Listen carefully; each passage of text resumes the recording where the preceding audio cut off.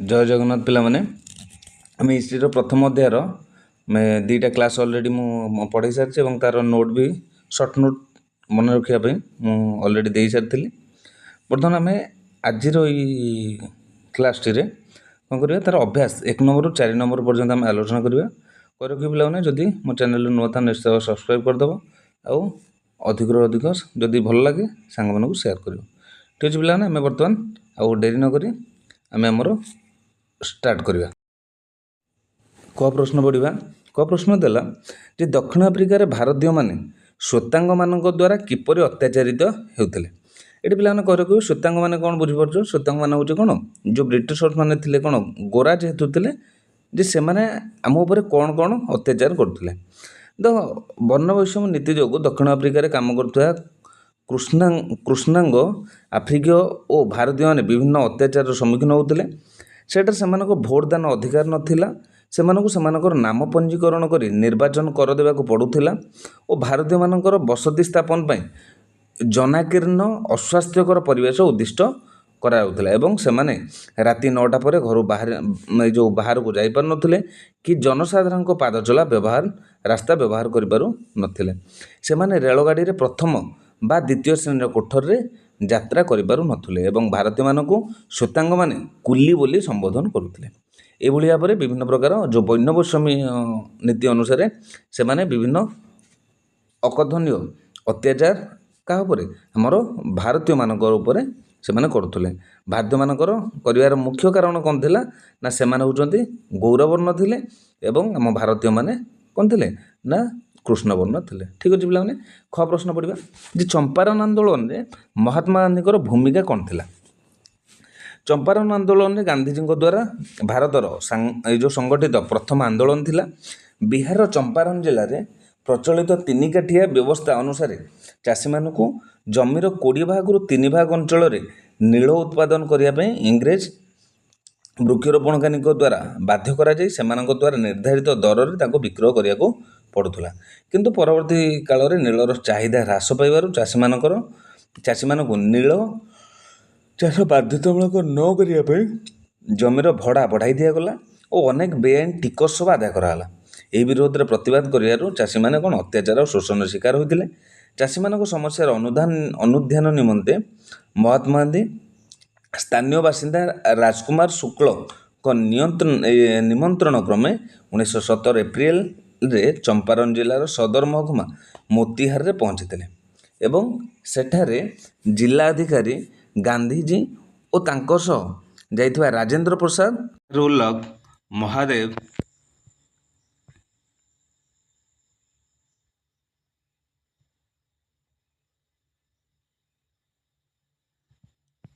देसाई महादेव देसाई नरहरि पारिक और जेबी कृपालिनी तुरंत उक्त जिला छाड़िया को निर्देश देले गांधीजी यही निर्देश को प्रत्याख्यान कर जेकोसी दंड भोगिया को प्रस्तुत बोली घोषणा कले शेष में सरकार गांधीजी को सरकार समस्या अनुधान पर अनुमति दे गठित कमिटर सदस्य रूप अंतर्भुक्त कले फल गांधीजी उद्यम 3 काठिया व्यवस्थार उच्छेद है और इंग्रेज मालिकों द्वारा बेआईन भाव आदाय अर्थर 25% भाग चाषी को फेरई दिगला ये भाव में कौन करते गांधीजी कृषक मान सहित मिसी आंदोलन कर सफलता पाई पारथिले से ग प्रश्न पे पढ़ा खेड़ाटारे गांधीजी कहीं आंदोलन करते और यार फल कौन होता उत्तर देखिए पे 1918 मसीह दुर्भिक्ष जो गुजरात स्थित खेड़ा जिलार शस्य उत्पादन बाधाप्राप्त होता राजस्व विभाग नियम अनुजाई जमीर स्वाभाविक उत्पादन 1/4 कम हेले राजस्व देय परिमाण कोहल कर व्यवस्था थिला किंतु इंग्रेज कर्मचारी माने खेड़ार चाषी मानक संपूर्ण राजस्व भरणा करने बाध्य करिबारु इंग्राजी यह विरोध में सत्याग्रह करने को चाषी मानक संगठित करते एवं चाषी माने खजना देय को प्रत्याख्यान कले एवं एथिपाई से जेकोसी परिमाण भोगिया जो परिणाम भोगिया प्रस्तुत हेले शेष में इंग्रेज सरकार बाध्यतामूलक राजस्व आदाय निवृत्त हेले एवं एक गुप्त जारी करी ସମର୍ଥ ଥିବା ଚାଷୀମାନଙ୍କୁ ଖଜଣା ଆଦାୟ କରିବା ପାଇଁ ନିର୍ଦ୍ଦେଶ ଦେଇଥିଲେ ଏବଂ ଖଜଣା ଆଦାୟ କରିଥିଲେ। ଏହି ଆନ୍ଦୋଳନର ସଫଳତାରେ ଗଭୀର ଭାବେ ପ୍ରଭାବିତ ହୋଇ ଖେଡ଼ା ଜିଲ୍ଲାର ଅଶ୍ୱାସୀ ତଥା ଅହମ୍ମଦାବାଦର ଆଇନଜୀବୀ ସର୍ଦ୍ଦାର ବଲ୍ଲଭ ଭାଇ ପଟେଲ ଗାନ୍ଧିଜୀଙ୍କର ପ୍ରଧାନ ଅନୁଗାମୀ ହୋଇଥିଲେ।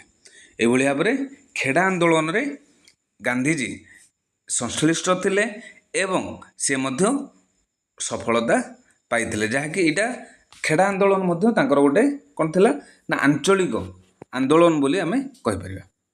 ଠିକ୍ ଅଛି ପିଲାମାନେ, ଘ ପ୍ରଶ୍ନ ପଢ଼ିବା। ଅହମ୍ମଦାବାଦର ଲୁଗା କାରଖାନା ଆନ୍ଦୋଳନରେ ଗାନ୍ଧିଜୀଙ୍କ ଭୂମିକା କ'ଣ ଥିଲା? ଉତ୍ତର ଦେଖିବା।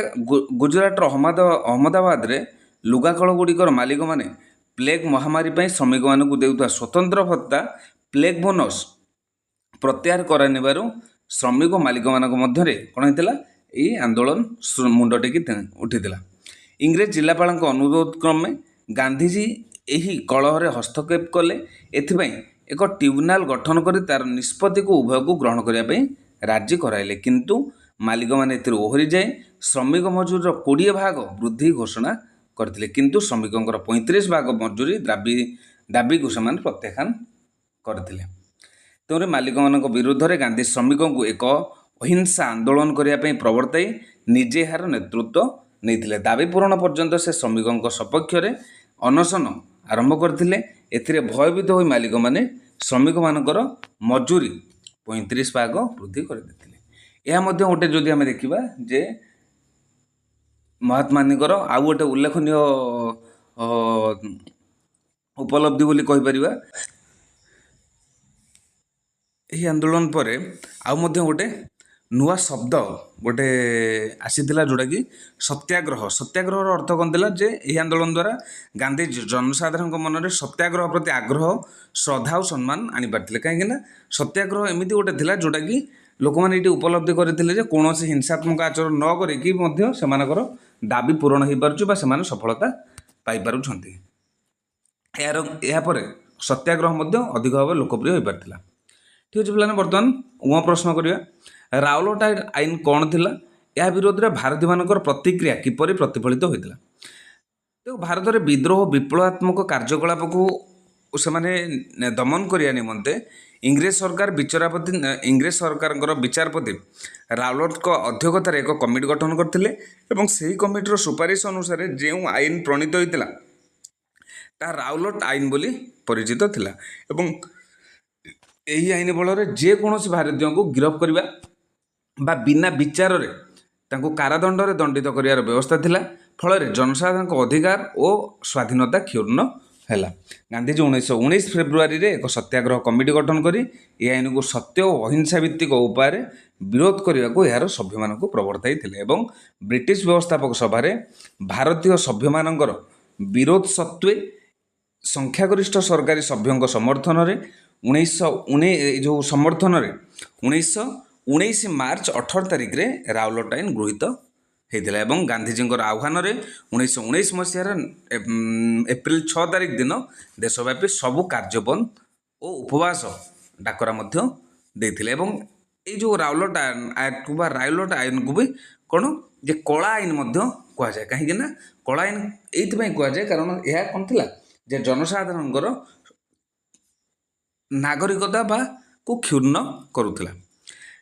ତେଣୁକରି ଏହି ଆନ୍ଦୋଳନ ଗାନ୍ଧିଜୀଙ୍କର ପ୍ରଥମ ଜାତୀୟ ସ୍ତରୀୟ ଆନ୍ଦୋଳନ ମଧ୍ୟ ଥିଲା। ଯଦି ଆମେ ଦେଖିବା ତା ପୂର୍ବରୁ ସେ ଯେତିକି ଆନ୍ଦୋଳନ କରିଥିଲେ, ସେ ଚମ୍ପାରନ ହେଉ ବା ଖେଡ଼ା ହେଉ ବା ଏଇ ଯେଉଁ ସେମାନେ ଲୁଗା କଳରେ ସେ ଶ୍ରମିକମାନଙ୍କର ଆନ୍ଦୋଳନ ହେଉ, ସବୁଗୁଡ଼ାକର କ'ଣ ଥିଲା ତାଙ୍କର ଆଞ୍ଚଳିକ ଭିତ୍ତିକ ଥିଲା, କିନ୍ତୁ ଏହା ଥିଲା ତାଙ୍କର ପ୍ରଥମ ଜାତୀୟ ସ୍ତରୀୟ ଆନ୍ଦୋଳନ ଏବଂ ଏଥିରେ ମଧ୍ୟ ସେ କ'ଣ କରିଥିଲେ ଉଲ୍ଲେଖନୀୟ ସଫଳତା ମଧ୍ୟ ପାଇଥିଲେ। ଠିକ୍ ଅଛି ପିଲାମାନେ, 1 ନମ୍ବର ଆମର ସରିଗଲା। 2 ନମ୍ବର ପ୍ରଶ୍ନ ବର୍ତ୍ତମାନ ଆଲୋଚନା କରିବା। 2 ନମ୍ବର ପ୍ରଶ୍ନର ଉତ୍ତର ଏ ଯେଉଁ କ'ଣ ଦେଲା ନା ଗାନ୍ଧିଜୀ ଆଫ୍ରିକାର କେଉଁ ସ୍ଥାନକୁ ଯାଇଥିଲେ ଏବଂ କ'ଣ ପାଇଁ ଯାଇଥିଲେ? ନା ଗାନ୍ଧିଜୀ ଦକ୍ଷିଣ ଆଫ୍ରିକାର ନାଟାଲ ନାମକ ସ୍ଥାନକୁ ଯାଇଥିଲେ। ଦାଦା ଅବଦୁଲ୍ଲା ନାମକ ଜଣେ ଭାରତୀୟ ମୁସଲମାନ ବ୍ୟବସାୟୀଙ୍କର ଓକିଲ ରୂପେ ସେ ଏକ ମକଦ୍ଦମା ଲଢ଼ିବା ପାଇଁ ସେ ସେଠାକୁ ଯାଇଥିଲେ। ବୁଝିଲା ପିଲାମାନେ, ବର୍ତ୍ତମାନ ଖ ପ୍ରଶ୍ନ ପଢ଼ିବା। ଖ ପ୍ରଶ୍ନ କ'ଣ ଦେଲା ନା ଗାନ୍ଧିଜୀ ଆଫ୍ରିକାରେ ଭାରତୀୟଙ୍କୁ ଇଂରେଜମାନଙ୍କର ଅତ୍ୟାଚାର ବିରୋଧରେ ସଚେତନ କରିବା ପାଇଁ କ'ଣ କରିଥିଲେ? ନା ଗାନ୍ଧିଜୀ ଦକ୍ଷିଣ ଆଫ୍ରିକାରେ ଭାରତୀୟମାନଙ୍କୁ ଇଂରେଜମାନଙ୍କର ଅତ୍ୟାଚାର ବିରୁଦ୍ଧରେ ସଚେତନ କରିବା ପାଇଁ କ'ଣ ନା 1894 ମସିହାରେ ନାଟାଲ ଭାରତୀୟ କଂଗ୍ରେସ ନାମକ ଗୋଟେ ରାଜନୈତିକ ଅନୁଷ୍ଠାନ ଗଠନ କରିଥିଲେ। ଏହାଛଡ଼ା ସେ ଶ୍ୱେତାଙ୍ଗମାନଙ୍କର ଅତ୍ୟାଚାର ସମ୍ବନ୍ଧରେ ଜନସାଧାରଣଙ୍କୁ ଅବଗତ କରିବା ପାଇଁ ଇଣ୍ଡିଆନ୍ ଓପିନିଅନ୍ ନାମକ ଏକ ସମ୍ବାଦପତ୍ର ପ୍ରକାଶ କରିଥିଲେ। କାହିଁକିନା ସେ ଯେତେବେଳେ ଯାଇକି ଇଏ ଦେଖିଲେ କେଉଁଠି ସାଉଥ ଆଫ୍ରିକାରେ ଯେତେବେଳେ ବା ଦକ୍ଷିଣ ଆଫ୍ରିକାରେ ଯେତେବେଳେ ପହଞ୍ଚିଲେ, ସେଠି ଯେଉଁ କୃଷ୍ଣ ବର୍ଣ୍ଣର ବା କଳା ବର୍ଣ୍ଣର ଲୋକମାନେ ଯେଉଁଭଳି ଅତ୍ୟାଚାରିତ ହେଉଥିଲେ ତା ବିରୁଦ୍ଧରେ ସେ ପ୍ରଥମେ ସ୍ୱର ଉତ୍ତୋଳନ କରିଥିଲେ ଏବଂ ପରବର୍ତ୍ତୀ ସମୟରେ ସେ ଏଇ ଯେଉଁ ଦକ୍ଷିଣ ଆଫ୍ରିକାରୁ ଆସିକି ଭାରତରେ କ'ଣ କରିଥିଲେ ନା ବିଭିନ୍ନ ଇଏରେ ଆନ୍ଦୋଳନରେ ସେ ସାମିଲ ହୋଇଥିଲେ। ବୁଝିଲେ ପିଲାମାନେ? ବର୍ତ୍ତମାନ ଆମେ ଗ ପ୍ରଶ୍ନ ସରିଗଲା। ବର୍ତ୍ତମାନ ଆମେ ଘ ପ୍ରଶ୍ନ ଆଲୋଚନା କରିବା। ଘ ପ୍ରଶ୍ନ କ'ଣ ଥିଲା ପିଲାମାନେ? ନା ଘ ପ୍ରଶ୍ନ ଥିଲା ଯେ ତିନି କାଠିଆ ବ୍ୟବସ୍ଥା କ'ଣ? ପ୍ରଶ୍ନଟା କ'ଣ ନା ତିନି କାଠିଆ ବ୍ୟବସ୍ଥା କ'ଣ? ଦେଖି ପିଲାମାନେ, ତିନି କାଠିଆ ବ୍ୟବସ୍ଥା କ'ଣ ନା ବିହାରର ଚମ୍ପାରନ ଜିଲ୍ଲାରେ ଚାଷୀମାନଙ୍କୁ ଜମିର 20 ଭାଗରୁ 3 ଭାଗ ଅଞ୍ଚଳରେ ନୀଳ ଉତ୍ପାଦନ କରିବା ପାଇଁ ଇଂରେଜ ବୃକ୍ଷ ରୋପଣକାରୀଙ୍କ ଦ୍ୱାରା ବାଧ୍ୟ କରାହେଉଥିଲା। ପୁନଶ୍ଚ ଇଂରେଜ ବୃକ୍ଷରୋପଣକାରୀମାନଙ୍କ ଦ୍ୱାରା ନିର୍ଦ୍ଧାରିତ ଦରରେ ଚାଷୀମାନଙ୍କୁ ଉତ୍ପାଦିତ ନୀଳ ସେମାନଙ୍କୁ ବିକ୍ରୟ କରିବାକୁ ପଡ଼ୁଥିଲା। ଏହି ବ୍ୟବସ୍ଥାକୁ ତିନି କାଠିଆ ବ୍ୟବସ୍ଥା କୁହାଯାଉଥିଲା ଏବଂ ଏହି ତିନି କାଠିଆ ବ୍ୟବସ୍ଥା ପରେ ପରେ କ'ଣ ହେଇଥିଲା? ଆସିଥିଲା ତୁମର ଏ ଯେଉଁ ଚମ୍ପାରନ ଆନ୍ଦୋଳନ ମଧ୍ୟ ମୁଣ୍ଡ ଟେକି ଥିଲା। ଠିକ୍ ଅଛି ପିଲାମାନେ, ବର୍ତ୍ତମାନ ପ୍ରଶ୍ନ ପଢ଼ିବା। ନୀଳର ଚାହିଦା ହ୍ରାସ ପାଇବା ଫଳରେ ଚମ୍ପାରନରେ ଚାଷୀମାନଙ୍କୁ କିପରି ଶୋଷଣ କରାଗଲା? ତ ନୀଳର ଚାହିଦା ହ୍ରାସ ପାଇବା ଫଳରେ ଚମ୍ପାରନର ଚାଷୀଙ୍କୁ ନୀଳ ଚାଷ ବାଧ୍ୟତାମୂଳକ ଭାବେ ନ କରିବା ପାଇଁ ଜମିର ଭଡ଼ା ବୃଦ୍ଧି କରିଦିଆଗଲା ଏବଂ ଏତଦ୍ ବ୍ୟତୀତ ଅନେକ ବେଆଇନ ଟିକସ ଆଦାୟ କରି ଚାଷୀମାନଙ୍କୁ ଶୋଷଣ କରାଗଲା। କାହିଁକିନା ସେମାନଙ୍କୁ ସିଧାସଳଖ ଯେତେବେଳେ ସେମାନେ ଲାଭବାନ ପାଉଥିଲେ ସେମାନେ ଚାଷ କରିକି ବାଧ୍ୟ କରୁଥିଲେ ଚାଷ କରିବା ପାଇଁ, କିନ୍ତୁ ଯେତେବେଳେ ପାଇଲେନି ସେମାନଙ୍କୁ ମନା କଲେ। ଠିକ୍ ଅଛି। ଚ ପ୍ରଶ୍ନ ପଡ଼ିବା। ଖେଡ଼ା ସତ୍ୟାଗ୍ରହ ପାଇଁ କ'ଣ ପାଇଁ ଆରମ୍ଭ ହୋଇଥିଲା? ଉତ୍ତର ଦେଖିବା। ଉତ୍ତର କ'ଣ ହେଉଛି ନା 1918 ମସିହାରେ ଗୁଜରାଟର ଖେଡ଼ା ଜିଲ୍ଲାରେ ଶସ୍ୟ ଉତ୍ପାଦନ ବାଧାପ୍ରାପ୍ତ ହୋଇଥିଲା। ତତ୍କାଳୀନ ନିୟମ ଅନୁସାରେ ସ୍ୱାଭାବିକ ଉତ୍ପାଦନର 1/4ରୁ କମ୍ ପରିମାଣର ଶସ୍ୟ ଉତ୍ପାଦିତ ହେଲେ ଚାଷୀମାନଙ୍କର ରାଜସ୍ୱ ଦେୟ ପରିମାଣ କୋହଳ କରିବାର ବ୍ୟବସ୍ଥା ଥିଲା, କିନ୍ତୁ ଇଂରେଜ କର୍ମଚାରୀମାନେ ଚାଷୀମାନଙ୍କୁ ସମ୍ପୂର୍ଣ୍ଣ ରାଜସ୍ୱ ଭରଣା କରିବାକୁ ବାଧ୍ୟ କରିବାରୁ ଗାନ୍ଧିଜୀଙ୍କ ବିରୋଧରେ ସତ୍ୟାଗ୍ରହ ଆରମ୍ଭ କରିଥିଲେ। ବର୍ତ୍ତମାନ ପ୍ରଶ୍ନ ଆମେ 6 ପ୍ରଶ୍ନ ପଢ଼ିବା। ଅହମ୍ମଦାବାଦ ଲୁଗାକଳର ଶ୍ରମିକମାନଙ୍କର କାହିଁକି ମାଲିକମାନଙ୍କ ସହିତ କଳହ ଆରମ୍ଭ ହେଲା? ଉତ୍ତର ଯଦି ଦେଖିବା, ଗୁଜରାଟର ଅହମ୍ମଦାବାଦରେ ଲୁଗାକଳ ଗୁଡ଼ିକର ମାଲିକମାନେ ପ୍ଲେଗ ମହାମାରୀ ପାଇଁ ଶ୍ରମିକମାନଙ୍କୁ ପ୍ଲେଗ ବୋନସ୍ ନାମରେ ଏକ ସ୍ୱତନ୍ତ୍ର ଭତ୍ତା ଦେଉଥିଲେ, କିନ୍ତୁ ମାଲିକମାନେ ଏହି ସ୍ୱତନ୍ତ୍ର ଭତ୍ତା ପ୍ରତ୍ୟାହାର କରିନେବାରୁ ଶ୍ରମିକ ଓ ମାଲିକମାନଙ୍କ ମଧ୍ୟରେ କଳହର ସୂତ୍ରପାତ ହୋଇଥିଲା। ବୁଝିଲା ପିଲାମାନେ? ବର୍ତ୍ତମାନ ପ୍ରଶ୍ନ ପଡ଼ିବା। ରାଓଲାଟ ଆଇନ କ'ଣ ଥିଲା? 1919 ମସିହା ଇଂରେଜ ସରକାର ଭାରତରେ ବିଦ୍ରୋହ ଓ ବିପ୍ଳବାତ୍ମକ କାର୍ଯ୍ୟକଳାପକୁ ଦମନ କରିବା ପାଇଁ ବିଚାରପତି ରାଓଲାଟଙ୍କ ଅଧ୍ୟକ୍ଷତାରେ ଏହି କମିଟି ଗଠନ ହୋଇଥିଲା ଏବଂ ଏହି କମିଟିର ସୁପାରିଶ କ୍ରମେ ବା ପ୍ରଣୀତ ଆଇନ ରାଓଲାଟ ଆଇନ କୁହାଯାଏ ଏବଂ ଏ ଆଇନରେ ଯେକୌଣସି ଭାରତୀୟ ଗିରଫ କରାଯାଇ ବିନା ବିଚାରରେ କାରାଦଣ୍ଡରେ ଦଣ୍ଡିତ କରିବାର ବ୍ୟବସ୍ଥା ଥିଲା ଏବଂ ଏହାକୁ ମଧ୍ୟ ଆମର କ'ଣ ନା କଳା ଆଇନ ବୋଲି କୁହାଯାଏ। କାହିଁକି? ପିଲାମାନେ ମୁଁ କହିଛି ଯେ କଳା ଆଇନ ଏଇଥିପାଇଁ କୁହାଯାଏ କାରଣ ଏହା ଜଣେ ନାଗରିକର ସ୍ୱାଧୀନତାକୁ କ୍ଷୁର୍ଣ୍ଣ କରୁଥିଲା। ଠିକ୍ ଅଛି ପିଲାମାନେ, ପ୍ରଶ୍ନ ପଡ଼ିବା। ରାଓଲାଟ ଆଇନ ବିରୁଦ୍ଧରେ ଗାନ୍ଧିଜୀଙ୍କ ଗଣ ସତ୍ୟାଗ୍ରହକୁ ଆନିବେସାନ୍ତ ବ୍ୟତୀତ ଅନ୍ୟ କେଉଁ ନେତା ବିରୋଧ କରୁଥିଲେ? ଯଦି ଦେଖିବା ରାଓଲାଟ ଆଇନ ବିରୁଦ୍ଧରେ ଗାନ୍ଧିଜୀଙ୍କ ଗଣ ସତ୍ୟାଗ୍ରହକୁ ଶ୍ରୀମତୀ ଆନି ବେସାନ୍ତଙ୍କ ସହିତ ଅବଦୁଲ୍ଲା ୱାଚ୍ଛା, ସୁରେନ୍ଦ୍ରନାଥ ବାନାର୍ଜୀ, ତେଜ ବାହାଦୁର ଶାହ ଏବଂ ଶ୍ରୀନିବାସ ଶାସ୍ତ୍ରୀ ଭଳି କେତେକ ନେତା ବିରୋଧ କରିଥିଲେ। ବିରୋଧ କରିବାର କାରଣ କ'ଣ ଥିଲା ନା ସେମାନେ ଭାବୁଥିଲେ ଯେ ବୋଧହୁଏ ଏଭଳି କରିବା ଦ୍ୱାରା କିଛି ଗୋଟେ ହିଂସାତ୍ମକ ଘଟଣା ଘଟିବ, ଯାହାଦ୍ୱାରା କି ହୁଏତ କ'ଣ କିଛି ଗୋଟେ ଅପ୍ରୀତିକର ପରିସ୍ଥିତି ସୃଷ୍ଟି ହେବ। ସେଥିପାଇଁ ସେମାନେ ବିଶେଷ କରି କାହାକୁ ନା ବିଭିନ୍ନ ନେତାମାନେ ମହାତ୍ମା ଗାନ୍ଧୀଙ୍କୁ ସେମାନେ ଏଇ ଯେଉଁ ଆନ୍ଦୋଳନ ନ କରିବା ପାଇଁ ସେମାନେ ବାରଣ କରୁଥିଲେ। ଠିକ୍ ଅଛି ପିଲାମାନେ, ପ୍ରଶ୍ନ ପଡ଼ିବା। ଜାଲିଆନାୱାଲାବାଗ ହତ୍ୟାକାଣ୍ଡ କାହିଁକି ସଂଗଠିତ ହୋଇଥିଲା? ତ ସମଗ୍ର ଦେଶରେ ରାଓଲାଟ ଆଇନ ବିରୋଧରେ ଆନ୍ଦୋଳନ ଚାଲିଥିବା ବେଳେ 1919 ଏପ୍ରିଲ 10 ତାରିଖରେ ଅମୃତସରଠାରେ ଦୁଇ ସ୍ଥାନୀୟ ନେତା डॉक्टर सत्यपाल और डॉक्टर सैफुद्दीन किचलुଙ୍କୁ गिरफ करागला सेମାନଙ୍କ ବିରୋଧରେ ପ୍ରତିବାଦ ତଥା ବୈଶାଖୀ ଉତ୍ସବ ପାଳନ କରିବା ପାଇଁ ଅମୃତସରରେ ଜାଲିଆନାୱାଲାବାଗରେ 1919 ମସିହା ଏପ୍ରିଲ 13 ତାରିଖରେ ବହୁ ସଂଖ୍ୟକ ଲୋକ ଏହି ସଭାରେ ଏକତ୍ରିତ ହୋଇଥିଲେ। ପୂର୍ବରୁ ସହରରେ ସଭା ସମିତିର ମାନେ ଯେଉଁ ଇଏ ନ କରିବା ପାଇଁ ଘୋଷିତ ନିଷେଧାଜ୍ଞା ସମ୍ବନ୍ଧରେ ଜନସାଧାରଣ ଅବଗତ ନଥିଲେ। ଠିକ୍ ସେହି ସମୟରେ ଅମୃତସରର ସାମରିକ ମୁଖ୍ୟ ଜେନେରାଲ ଡାୟର ସୈନ୍ୟଙ୍କ ସହ ସେଠାରେ ପହଞ୍ଚି ନିରୀହ ଲୋକମାନଙ୍କୁ ଗୁଳି ବର୍ଷଣ କରିଥିଲେ ଏବଂ ସେଠାରେ ଅନେକ ଲୋକ ମୃତ୍ୟୁବରଣ କରିଥିଲେ, ଯେଉଁଟାକି ଗୋଟେ ଆମର ଭାରତୀୟ ଇତିହାସରେ ଯଦି ଦେଖିବା ଗୋଟେ କଳଙ୍କିତ ଅଧ୍ୟାୟ ଭାବରେ ସେଇଟା ପରିଚିତ ହୋଇଥିଲା। କାହିଁକିନା ଏତେ ନୃଶଂସତା ହୁଏତ ତା ପୂର୍ବରୁ କୌଣସି ଇଂରେଜ ମାନେ ତାକୁ ଏଭଳି ନୃଶଂସତା କେବେ କରିନଥିଲେ, ଯେଉଁଟାକି ତା ପରବର୍ତ୍ତୀ ସମୟରେ ମଧ୍ୟ କ'ଣ କରିଥିଲେ ନା ଗାନ୍ଧୀଜୀ ଯେଉଁ ରାଉଲଟ ଏଗେନଷ୍ଟରେ ଯେଉଁଟା ପ୍ରୋଟେଷ୍ଟ କରୁଥିଲେ ତାକୁ ମଧ୍ୟ ବନ୍ଦ କରିଦେଇଥିଲେ।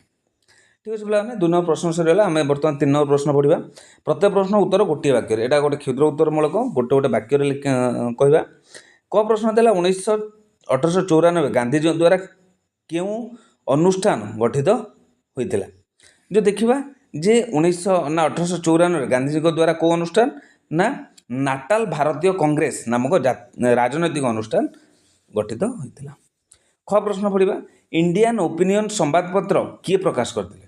ଇଣ୍ଡିଆନ୍ ଓପିନିଅନ୍ ସମ୍ବାଦପତ୍ର କିଏ ପ୍ରକାଶିତ କରିଥିଲେ ନା ମହାତ୍ମା ଗାନ୍ଧୀ। ଏ ଯେଉଁ ଇଣ୍ଡିଆନ୍ ଓପିନିଅନ୍ ସମ୍ବାଦପତ୍ରଟି କିଏ ନା ମହାତ୍ମା ଗାନ୍ଧୀ ପ୍ରକାଶ କରିଥିଲେ। ସେଭଳି ପିଲାମାନେ ଆଉ ଗୋଟେ ସେ ଇଏ କରିଥିଲେ, ଯେଉଁ ସେଭଳି ସମ୍ବାଦପତ୍ର ଗୋଟେ ପ୍ରକାଶ କରିଥିଲେ। ସେ ସମ୍ବାଦପତ୍ରର ନାଁଟା ପିଲାମାନେ ତୁମେ କମେଣ୍ଟ ବକ୍ସରେ କହିବ। ଠିକ୍ ଅଛି। ମୋହନ ଦାସ କରମଚାନ୍ଦ ଗାନ୍ଧୀକୁ କିଏ ମହାତ୍ମା ଆଖ୍ୟା ଦେଇଥିଲେ ନା ବିଶ୍ୱକବି ରବୀନ୍ଦ୍ରନାଥ ଠାକୁର ମୋହନ ଦାସ କରମଚାନ୍ଦ ଗାନ୍ଧୀକୁ ମହାତ୍ମା ଆଖ୍ୟା ପ୍ରଦାନ କରିଥିଲେ। ଠିକ୍ ଅଛି। ସେଭଳିଆ ଘ ପ୍ରଶ୍ନ କାହାର ନିୟନ୍ତ୍ରଣରେ ଗାନ୍ଧୀଜୀ ଚମ୍ପାରନ ଯାଇଥିଲେ, ନିମନ୍ତ୍ରଣରେ ନା ରାଜକୁମାର ଶୁକ୍ଳ ନାମକ ଜଣେ ସ୍ଥାନୀୟ ବ୍ୟକ୍ତିଙ୍କ ନିମନ୍ତ୍ରଣରେ ଗାନ୍ଧୀ ଚମ୍ପାରନ ଯାଇଥିଲେ। କାହିଁକିନା ଚମ୍ପାରନ ଗୋଟେ କ'ଣ ଥିଲା, ଏଇ ଯେଉଁ ଚମ୍ପାରନ ଆନ୍ଦୋଳନଟା ସାଧାରଣତଃ ଗୋଟେ କୃଷିଭିତ୍ତିକ ଆନ୍ଦୋଳନ ଥିଲା। ପ୍ରଶ୍ନ ଖେଡ଼ା ଆନ୍ଦୋଳନରେ କିଏ ମହାତ୍ମା ଗାନ୍ଧୀଙ୍କ ମୁଖ୍ୟ ସହଯୋଗୀ ଥିଲେ ନା ଖେଡ଼ା ଆନ୍ଦୋଳନରେ ମୁଖ୍ୟ ଇନ୍ଦୁଲାଲ ଯାଜ୍ଞକ ମହାତ୍ମା ଗାନ୍ଧୀଙ୍କର ମୁଖ୍ୟ ସହଯୋଗୀ ଥିଲେ।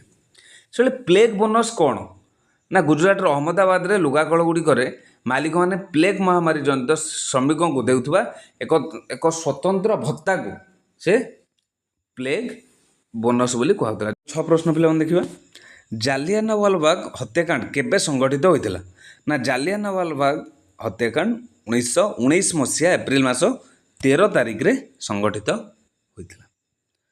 ସେଭଳି 6 ପରେ ଜ ପ୍ରଶ୍ନ ପଡ଼ିବା ଜେନେରାଲ ଡାୟାର କିଏ ଥିଲେ।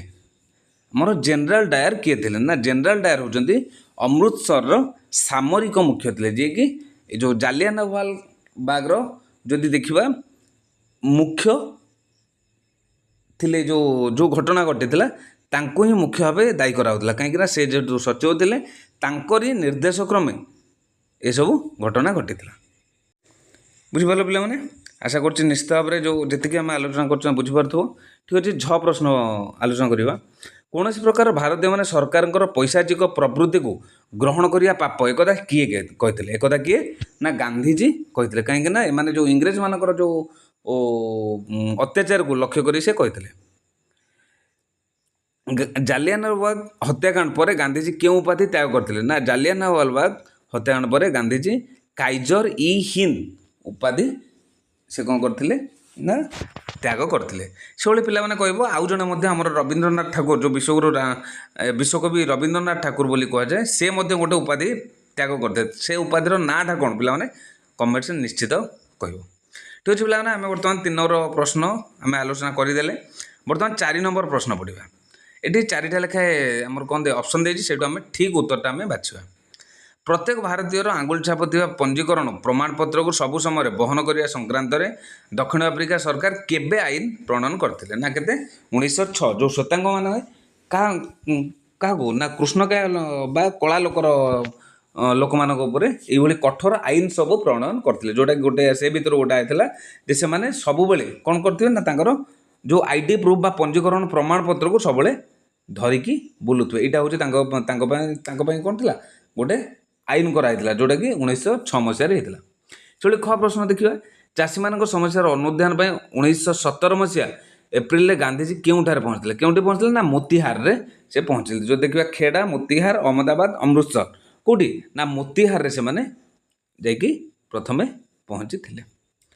ସେଭଳି ଖେଡ଼ା ଆନ୍ଦୋଳନର ସଫଳତାର ପ୍ରଭାବିତ କିଏ ଗାନ୍ଧିଜୀଙ୍କ ଜଣେ ପ୍ରଧାନ ଅନୁଗାମୀ ହୋଇଥିଲେ? କିଏ ନା ଆମର ହେଇଥିଲେ ବଲ୍ଲଭ ଭାଇ ପଟେଲ। ଏଇ ଯେଉଁ ଖେଡ଼ା ଆନ୍ଦୋଳନର ସଫଳତାରେ ସେ ବିଶେଷ ଭାବେ କାହା ଉପରେ ନା ବଲ୍ଲଭ ଭାଇ ପଟେଲ ନା ଗାନ୍ଧିଜୀଙ୍କର ଅନୁଗାମୀ ଥିଲେ ବା ତାଙ୍କୁ ବିଶେଷ କରି କ'ଣ କରିଥିଲେ, ତାଙ୍କୁ ବିଶେଷ ଭାବରେ ପ୍ରଭାବିତ କରିଥିଲା। ସେଭଳି ଘ ପ୍ରଶ୍ନ ଦେଖିବା, ରାଓଲାଟ ଆଇନ କେବେ ଗୃହୀତ ହୋଇଥିଲା? ନା ରାଓଲାଟ ଆଇନ ଯଦି ଦେଖିବା 1919 ମସିହା ମାର୍ଚ୍ଚ 18 ତାରିଖରେ এটা ଗୃହୀତ ହୋଇଥିଲା। ଯେମିତି ରାଓଲାଟ ଆକ୍ଟରେ କ'ଣ ଥିଲା ନା ଯେକୌଣସି ମାନେ ଯେଉଁ ବ୍ରିଟିଶର୍ସ ମାନେ ଯେକୌଣସି ଭାରତୀୟମାନଙ୍କୁ ଆର କୋର୍ଟର କୌଣସି ମାନେ କ'ଣ ମାନେ ବିନା ତାଙ୍କୁ ସେମାନେ କାରାଗାରକୁ ପଠାଇ ପାରିବେ, ଏଇ ଯେଉଁ ନିୟମଟା ଥିଲା। କ'ଣ ଥିଲା, ଜାଲିଆନୱାଲାବାଗ କେଉଁଠାରେ ଅବସ୍ଥିତ? ନା ମୁମ୍ବାଇ, ଅହମ୍ମଦାବାଦ, ଅମୃତସର, ଲାହୋର। ଆମର କେଉଁଠି ନା ପଞ୍ଜାବର ଅମୃତସରରେ ଆମର ଅବସ୍ଥିତ। ଠିକ୍ ଅଛି ପିଲାମାନେ, ଆଶା କରିବି ଏଇ ଯେଉଁ ପର୍ଯ୍ୟନ୍ତ ଆମେ ଯେତିକି ଆଲୋଚନା କଲେ ନିଶ୍ଚିତ ଭାବରେ ତୁମେମାନେ ବୁଝିପାରିଥିବ ଏବଂ ତୁମ ପାଇଁ ଉପାଦେୟ ହୋଇଥିବ। ଠିକ୍ ଅଛି, ଯଦି ପିଲାମାନେ କହି ରଖିବି, ଯଦି ମୋର ପାଠପଢ଼ା ଭଲ ଲାଗୁଥିଲା ନିଶ୍ଚିତ ଭାବରେ ସବସ୍କ୍ରାଇବ୍ କରିଦେବ ଏବଂ ଅଧିକରୁ ଅଧିକ ସେୟାର କରିଦେବ। ଧନ୍ୟବାଦ।